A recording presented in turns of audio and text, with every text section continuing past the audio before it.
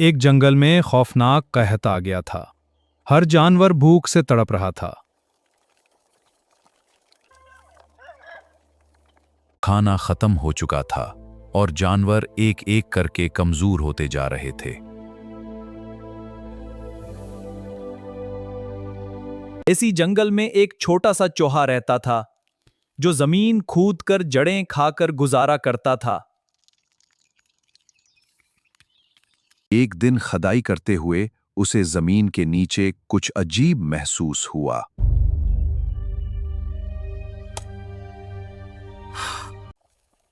चूहा हैरान रह गया। वहां एक बड़ा अनाज का गोदाम छुपा हुआ था।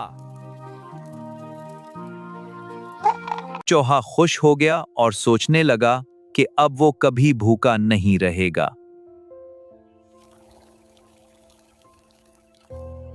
इसी दौरान एक भूखा बंदर वहां पहुंचा और हैरत से चूहे को देखने लगा। बंदर ने पूछा, चूहे भाई, तुम्हें यह खाना कहां से मिला?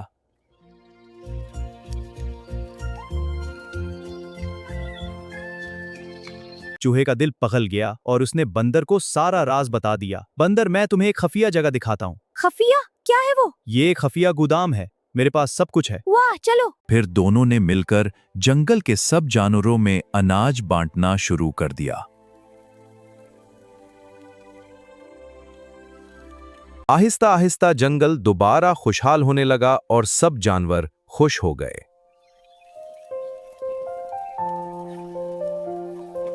दूसरों की मदद करने वाला ही सबसे बड़ा और अच्छा होता है।